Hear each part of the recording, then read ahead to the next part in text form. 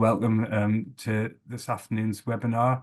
The topic of the webinar is about the Huntington's Disease Association and looking at the ways in which the HDA can help families and also help professionals who are supporting people who are supporting families where there's Huntington's disease. Just to introduce myself, I'm John Gregor, and I'm the education lead for the Huntington's Disease Association. And Rachel, do you want to just introduce yourself? Yes, hi everybody. I'm Rachel Boothman and I'm also an advisor.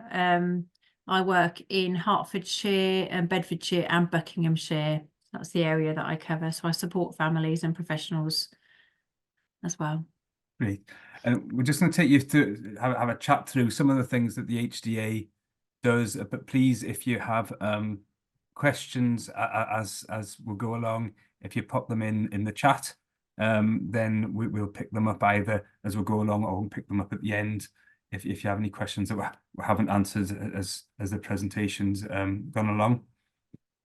So just a warm welcome to anybody that's joined us. Like John said, it's a session really just to explain a bit more about what we do as an organisation, the different services that we offer, how we operate. And there'll be a few slides that we'll cover. There's a couple of videos. And yes, if you have any questions, just feel free to put a note in the chat. We're going to signpost you to lots of information. So warm welcome, everybody. Here we go. Yeah, so this is really what we're going to cover this afternoon. So very briefly look at what Huntington's disease is, just as either a reminder for people who haven't come across it before, just to bring it to mind, and going to find out more about the Huntington's disease and more about the Huntington's Disease Association, and specifically really about how the HDA can help. Yeah. So first off, we've just got a short sort of animated film, which just really introduces Huntington's disease. So if anybody isn't familiar with it, it just gives a little bit of information about what it is. And this is just a couple of mates talking at a football match. So we'll just hear what they've got to say. How are things with you, mate? Well, actually, I wanted to tell you something. I have just had the Huntington's disease test and found out that I've inherited the faulty gene. Sorry to hear that, mate. What is Huntington's disease? It's a disease that stops part of my brain from working properly. It affects my nervous system, so how my brain tells my body to work. It's caused by a faulty gene that I have in my DNA. How did you get it? Is it contagious? No, mate, it's inherited. Oh, is it the same disease that your mum has? Yeah, I decided to get tested as you have a 50% chance of getting Huntington's disease if your parent has it. Lots of people don't get tested, but after some counselling, I decided I wanted to. So how will it affect you? Well, I feel fine at the moment, but most people don't develop symptoms until they're in their 30s, or even older. And then what will happen? Well, it affects people in different ways. But there are three main ways, and they can all get worse over the years. First way is physical. So I might get unsteady on my feet, slurred speech, and have extra movements. You know, I told you that my mum has lots of falls nowadays, and some people think she's drunk. Right. The next way is cognitive. So how I think about things will change. My short-term memory will be affected, and I'll find it harder to plan or organise things or do more than one thing at once. So doing simple things like going shopping will become hard. I can always remind you when the footy is on. The last way is my mood. My brain is going to be different to what it is now. I might become depressed, grumpy, and anxious. I can't always change my mood, but it will help the people around me understand why. Well, I am always here if you need to talk, even if it's just to distract you from it all. Is there a cure? Not at the moment. There is lots of research going on to finding a cure, but we can treat the symptoms with therapy, and medication can help. My GP has referred me to a specialist. Plus, there are some fantastic organisations out there that are helping. Like who? The Huntington's Disease Association have been brilliant. They are a charity. They have loads of resources, support networks, and are even campaigning for change. I had a really good chat with one of their advisors the other day, and they've given me lots of reassurance that there is help out there, pointing me in the right direction. You could even get support from them as my best mate. Well, you know I am here for you, mate, too. Always. Thanks, mate. I'll still be me. Just remember that.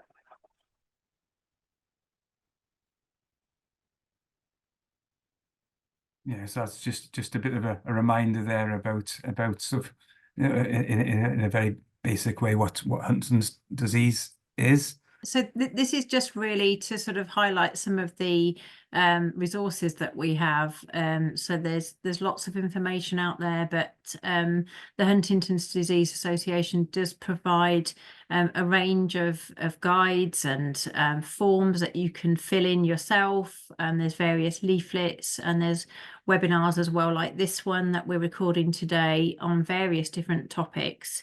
And you can find a lot of that on our website, but we'll go into a little bit more detail in the slides as we go as to exactly where you can find these things.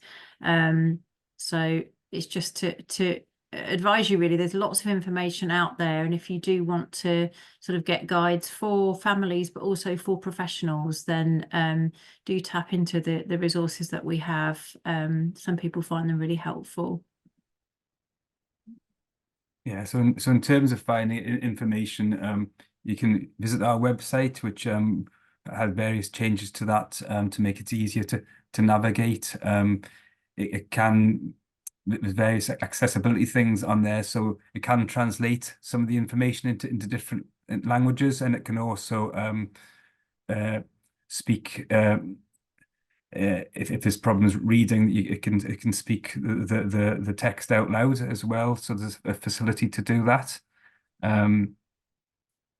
Yeah, so as Rachel was saying, that the website is quite a key thing. It's where we store a lot of the information that we've got, and a lot of the leaflets and booklets that we've got can be downloaded from the website. If you need paper copies, then it's our head office would be happy to post booklets out to you. And you can get in touch with our head office on that email address at the bottom. You can see info@HDA. If you needed a paper copy of some of the booklets that we've got, you can get in touch with them and ask them to post that out to you. We also have a helpline. So Monday to Friday, 9 to 5, there's someone available to talk to. If you can either talk to the advisor who's local to your area, which we can talk about a bit more as we go on, or you can call our helpline, and that's that person covers the whole of the country and is like I say, is there and available to talk to during office hours, Monday to Friday. So if you are stuck on finding information about something, you can always speak to them. Yeah, absolutely. And there's we've got a thing called Language Line, which is a way of helping people where English isn't their first language. It's sort of like a telephone system where people can go on the line together, and it's like a translation sort of interpreting service. So it's just being aware of that. We can tap into that for people as well if needed. Okay, so who are we as an organisation? So we've been around for sort of 50 years now, and we're kind of a medium-sized charity. So we're not the smallest, but we're not the biggest. We've got a membership of around 6,000 people. That includes families and professionals. So we work with lots of different health professionals, from social care professionals, also in different education sort of institutes as well. So we work with lots of different people, but currently we have around 3,000 sort of family members, if you like, that have a diagnosis of Huntington's, and along with their families, their friends and their carers. Yeah, we've got access to lots of support and guidance and advice for families that are affected.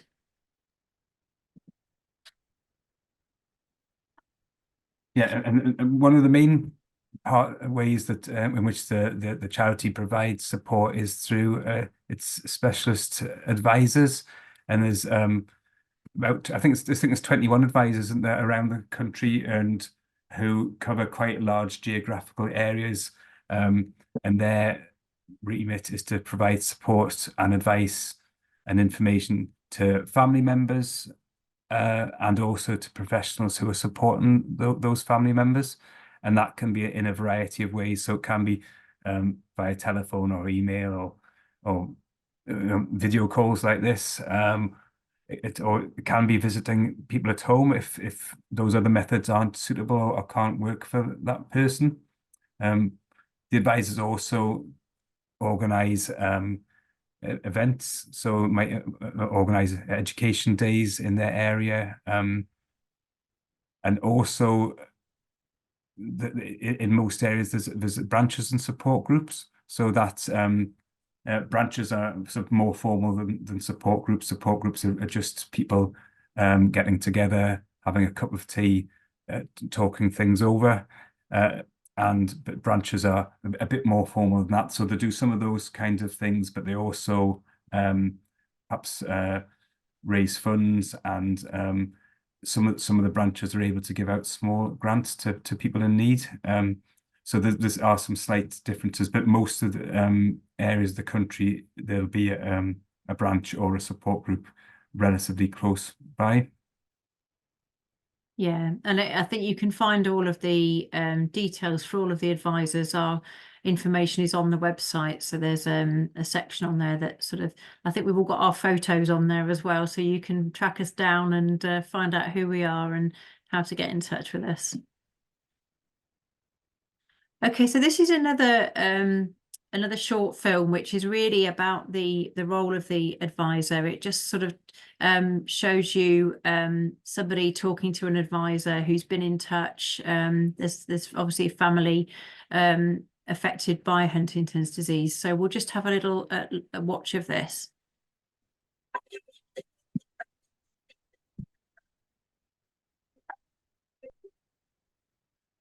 Hi, I'm Rose. I'm a specialist Huntington's disease advisor, and I work for the Huntington's Disease Association charity. For those of you who don't know, Huntington's is a rare illness that affects both males and females and can be passed on from your parents. I'm on my way to someone for the first time today to talk about Huntington's disease being in her family and to talk about what help is available for them. Hi, Rose. Thanks for coming. I was just hoping we could talk face to face about my mum and granddad who have Huntington's. Okay, so what are you thinking about? Tell me about your granddad and what he's like. Well, my granddad is sad a lot, and I can't understand what he says anymore because his speech is really bad. Grandma has to do everything for him now because he's always falling over. She even has to cut his food into small pieces because he's choked a few times. Have they been offered any help? Grandma is really struggling, but wouldn't say or ask for help. Mum thinks she's fine. They both saw someone ages ago, but I don't know who. I looked on the HDA website and found you. How can you help me?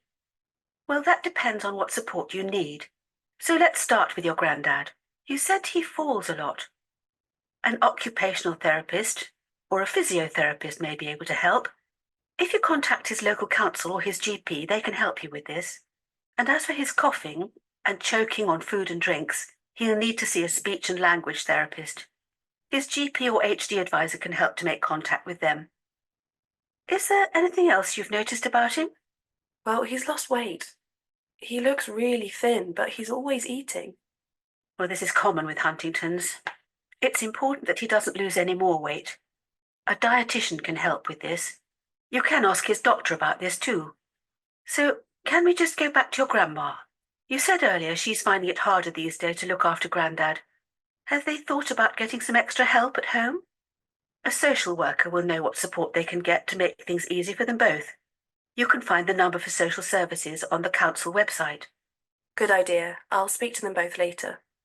So now we've mentioned your grandparents, what's it like living with your mum?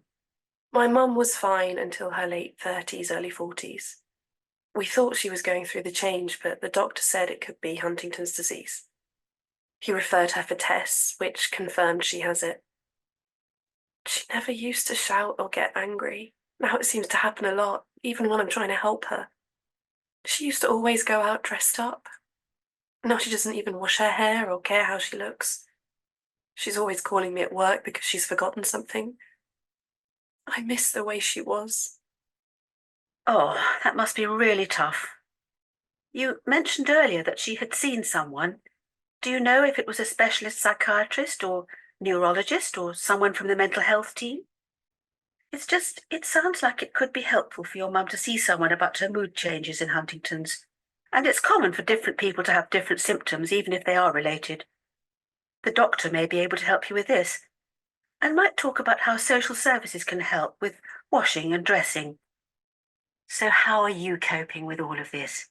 Well, I'm really worried about them, and if I have inherited Huntington's, I might have passed it on to my children.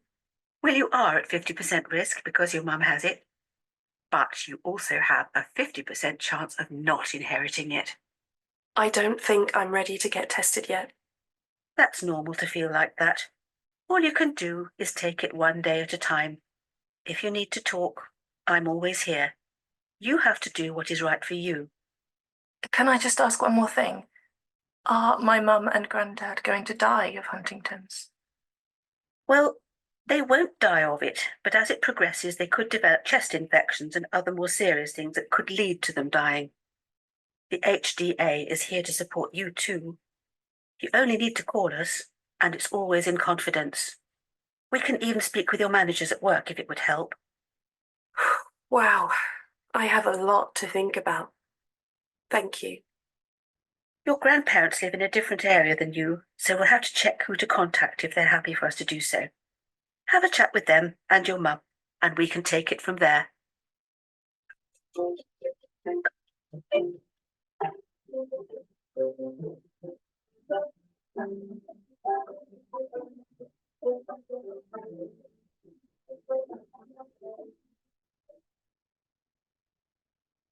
Yeah, so that's really just gives a sort of rough outline of the some of the things that the specialist advisors do, you know, sort of signposting in the direction of appropriate sources of help.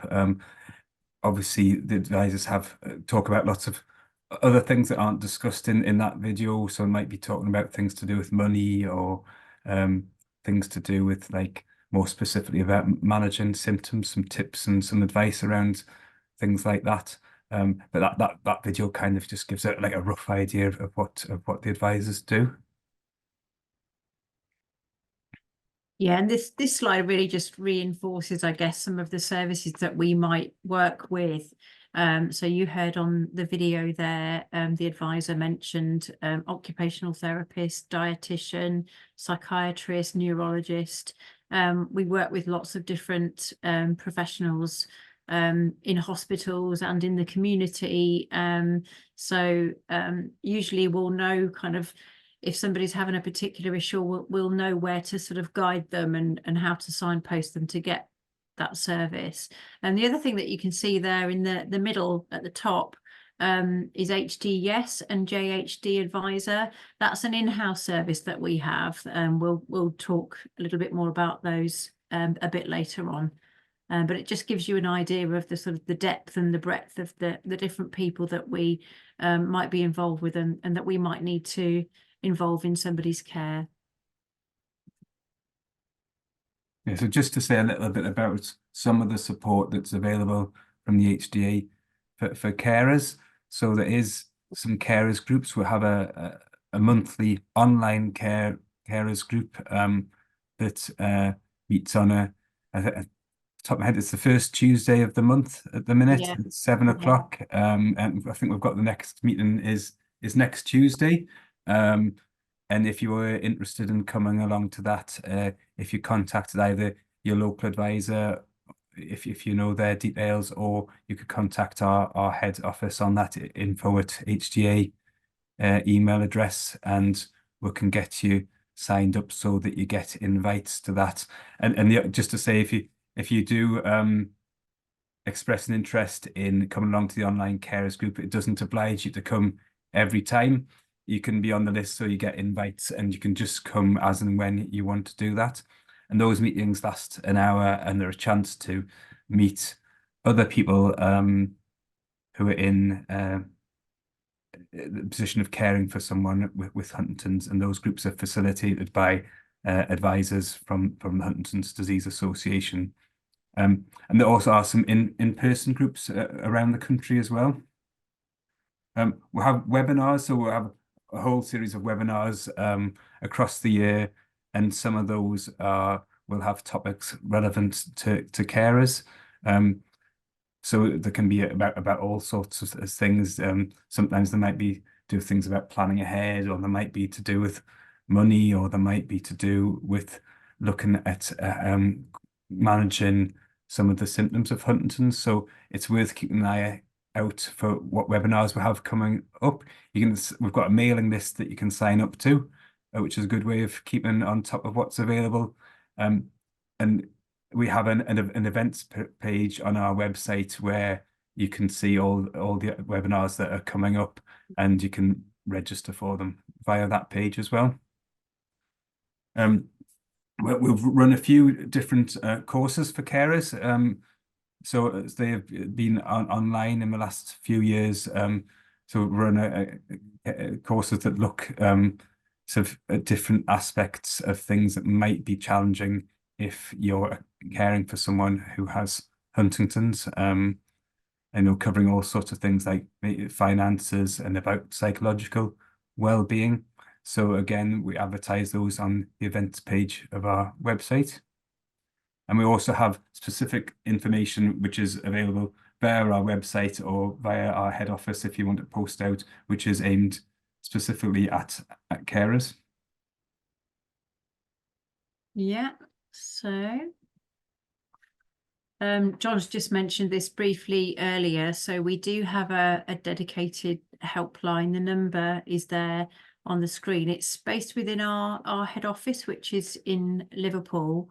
And we do have a sort of a service where advisors from around the country as well will kind of back up that service. If there's, if somebody needs to go on leave or whatever, we do have a way of kind of supporting that service. So so you can phone in on that number there, or you can email on the info@hda.org, and you will get a response either directly from the helpline advisor, or they might filter it out to one of the advisors in the area where the person is living, if we know where that is. Sometimes we get inquiries from people where we don't know where they are, so it just is a sort of generic inquiry. Sometimes we get inquiries from abroad, so we might be able to direct people to services in their own country if that's more appropriate for them.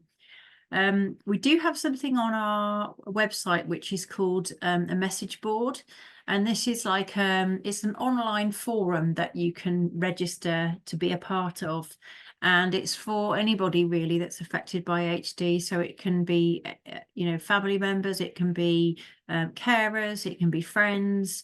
Some professionals go on there and ask questions as well, and it's a safe space to talk about any issues that might be coming up for people. It might be just to get some tips and ideas for equipment, or it might be just someone's had a really hard day and they just want to share that and just get some support from the community.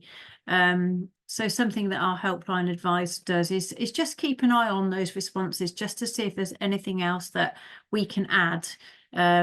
If a response, if a post hasn't had a response and we feel that we can help that person, then we may well sort of add to the other responses that are there. So yeah, that's there 9 to 5, Monday to Friday. It's not available at weekends or bank holidays, but generally any messages that come through out of hours will get picked up on the next working day. Yeah, I mean, just to say that the message board, obviously you can do that over the weekend. You can post over the weekend. But yeah, but the helpline is just Monday to Friday. Yeah. So this is our juvenile Huntington's disease advisor. This is Helen Santini, and so Helen one day a week at a time is devoted to providing support and advice to families where there's juvenile Huntington's disease. And you may or may not be aware that juvenile Huntington's disease is quite rare, even compared to the adult onset to Huntington's. So it can be quite an isolating thing for families to experience, because there's not necessarily people around who are going through the same thing. So part of the role of Helen's role is to bring people together and have a dedicated person they can contact for advice. So amongst the things that Helen does, for example, she organises regular meetings where family members can who are in families where there's JHD can meet each other, and there's a WhatsApp group.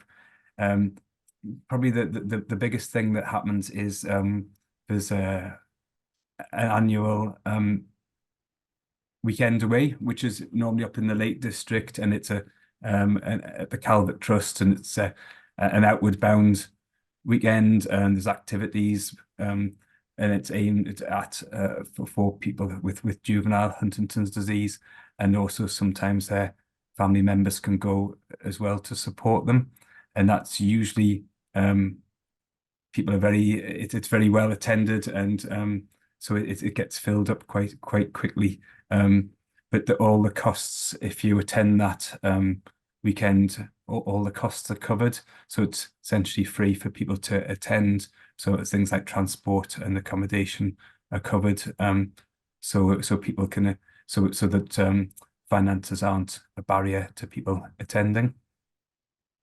Yeah, people have lots of fun there. They do all kinds of things like rock climbing and horse riding and cycling and canoeing, and yeah, it's adapted for everybody so that everyone can take part. It's brilliant fun. Yeah, and there's quite a strong social aspect to that, because sometimes some of the families who attend that have been before, and people can build friendships and bonds just through attending that weekend.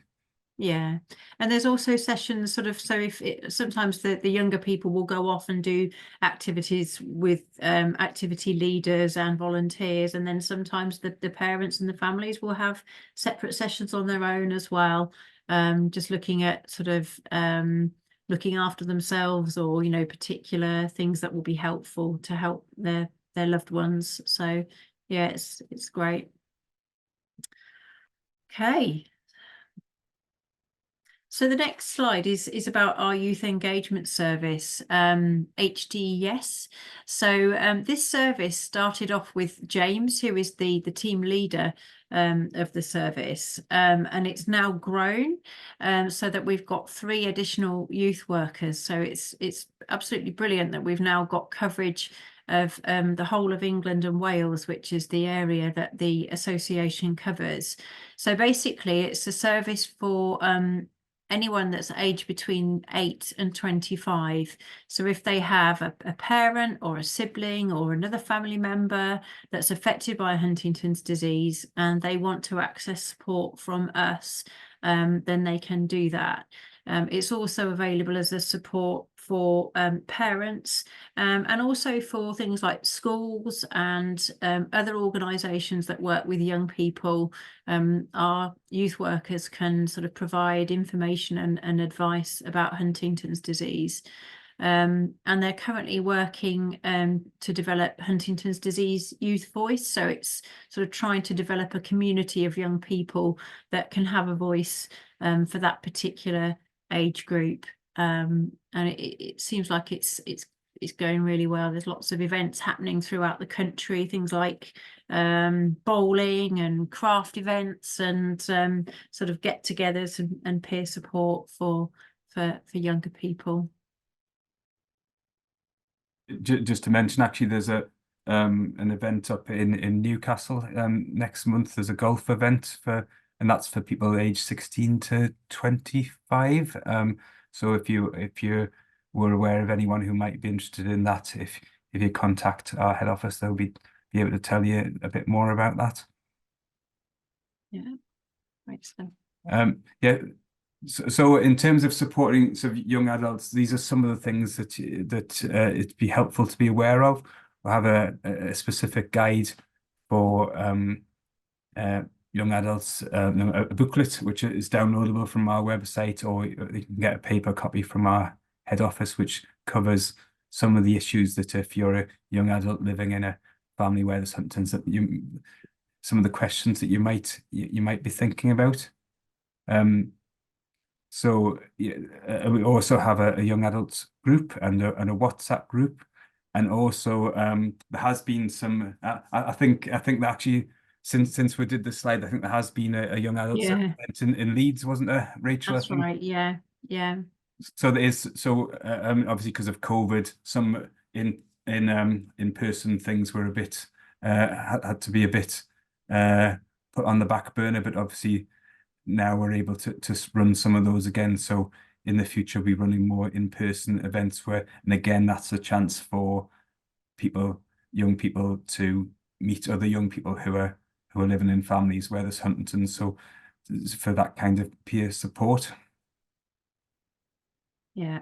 I think the next one is, I think you should do this one, John. As Oh, the yes.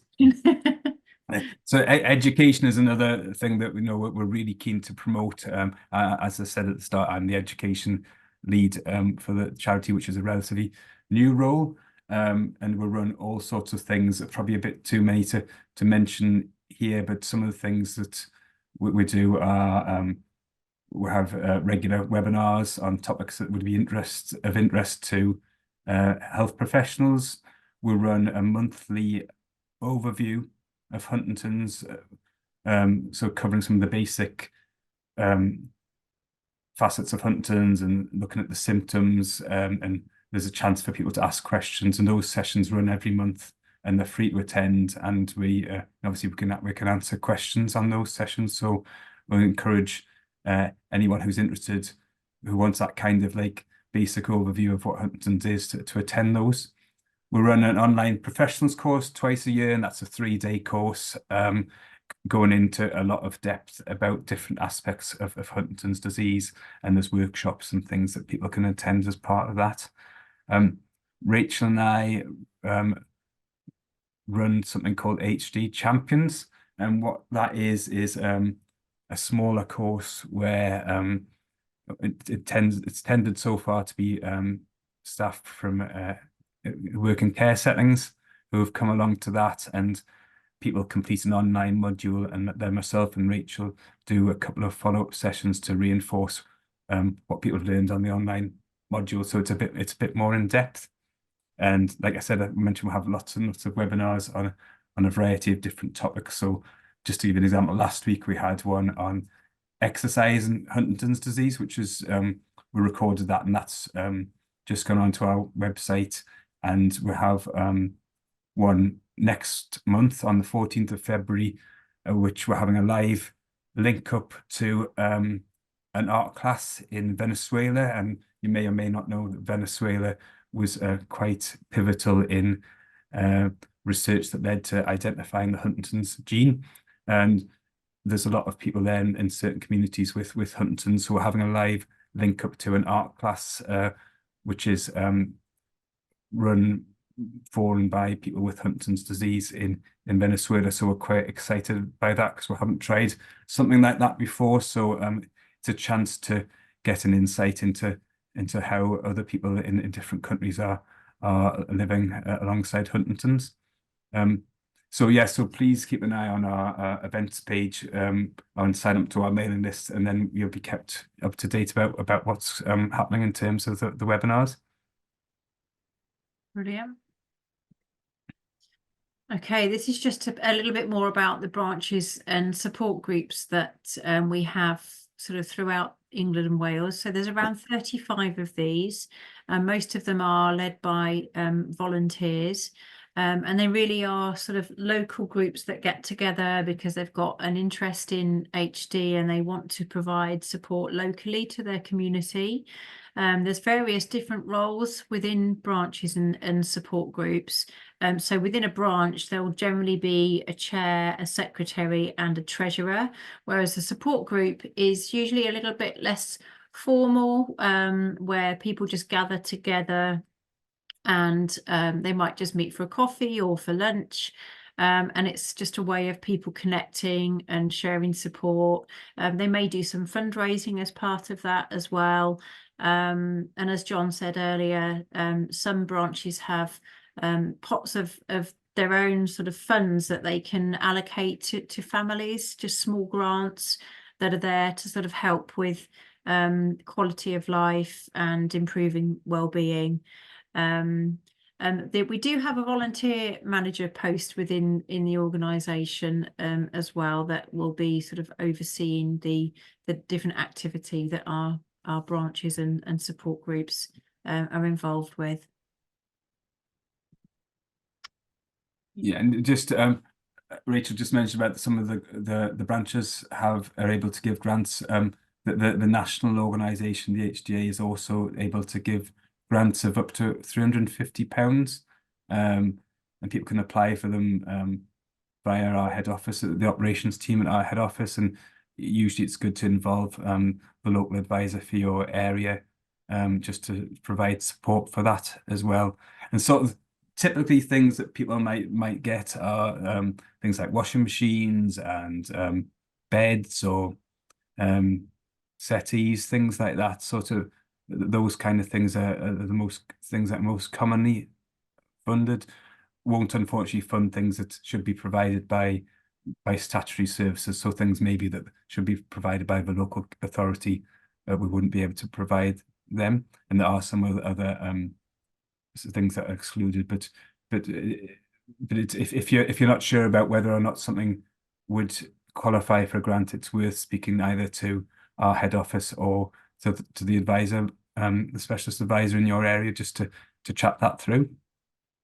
And this at the bottom is just mentioning that we have a connection with something called the Victoria Convalescent Trust, who can provide some funding and support towards respite. So it's worth being aware of that as well, if that's something that's needed, that can be a source of funding as well. Yeah. Okay, so we've been doing a lot more on the sort of awareness raising and campaigning front. So we have a communications team that does a lot of work when it comes to sort of HD Awareness Month. They're doing lots of filming of videos and helping people with HD and families to sort of share their stories.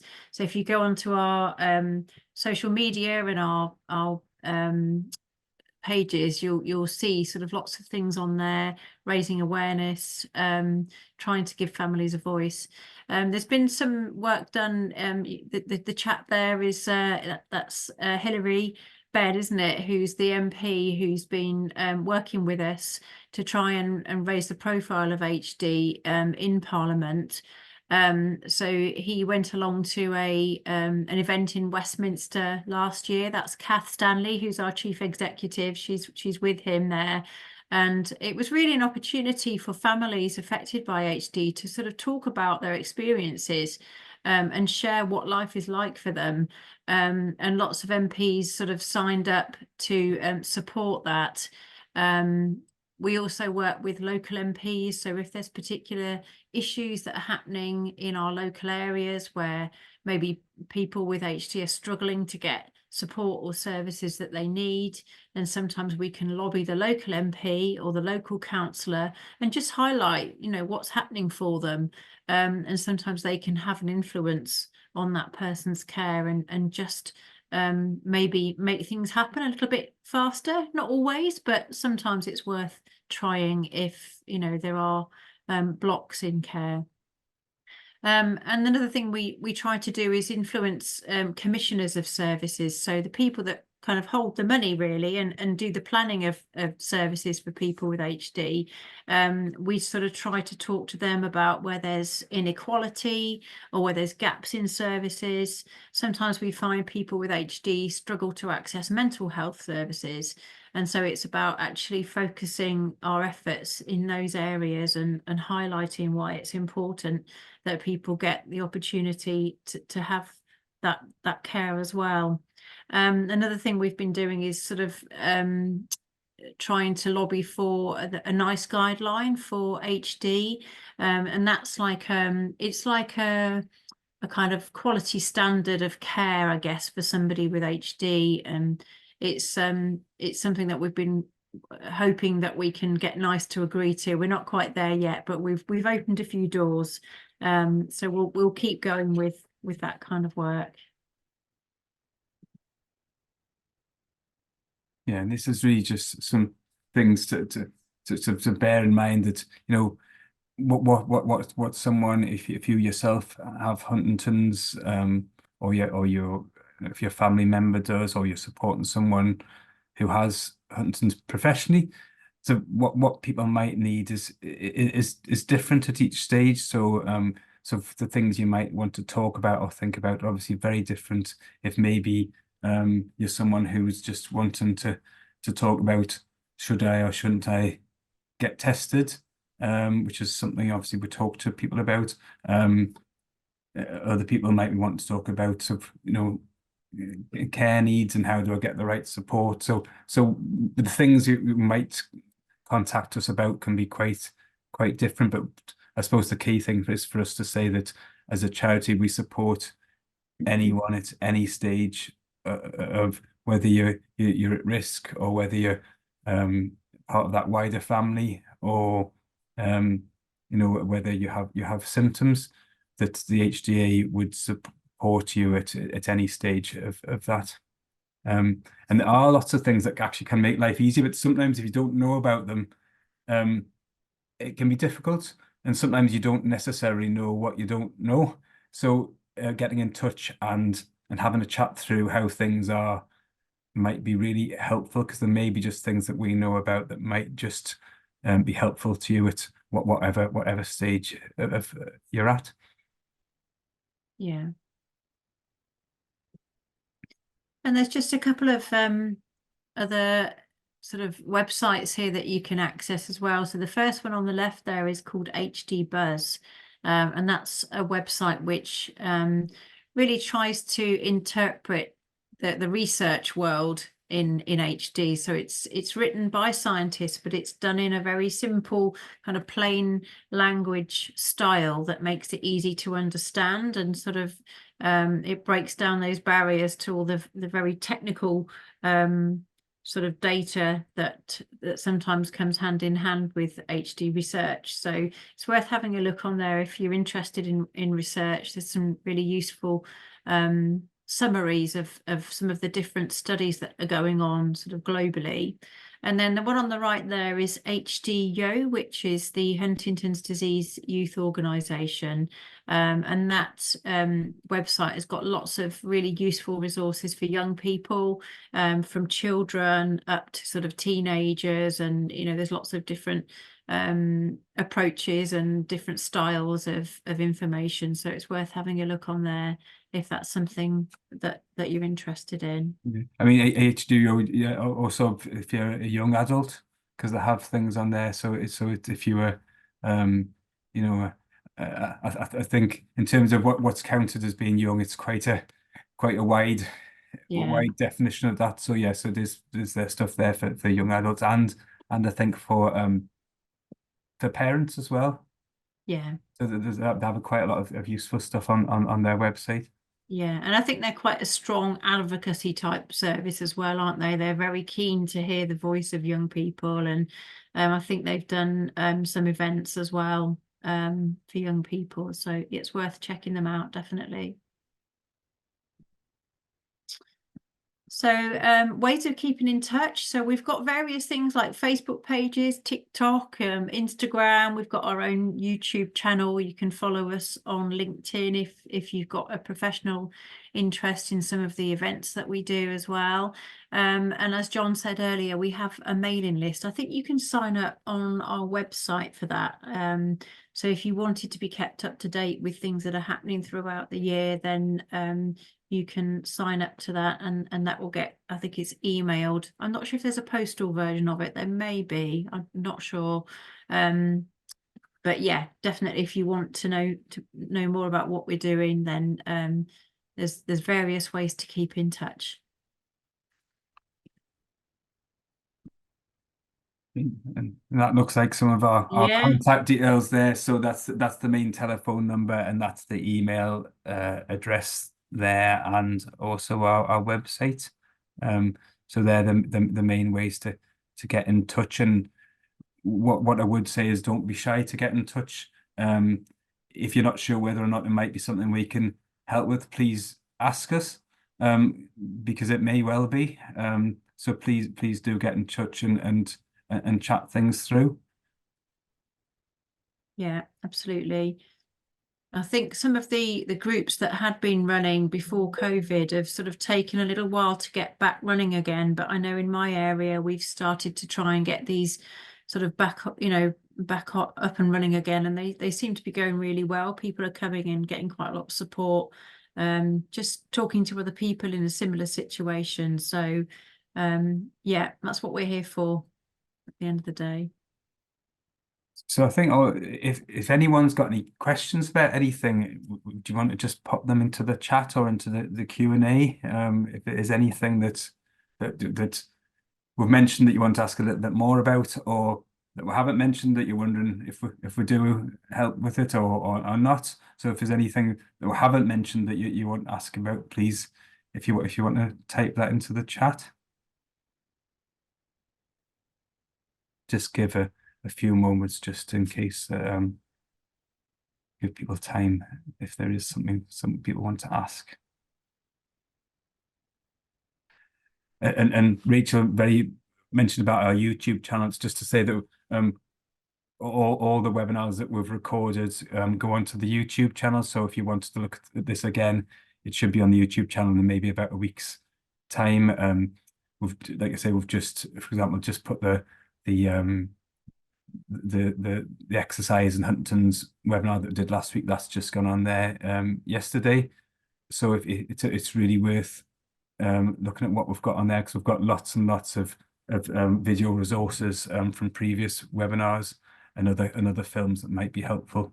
So if you look on the Huntington's Disease Association on YouTube, you'll find them. If you have any questions that occur to you, after you've come off this webinar, please get in touch with our head office, and they'll point in the direction of answers for those. So just to say thanks very much for coming along, and we'll just end things there. Thank you. Thank you. Bye.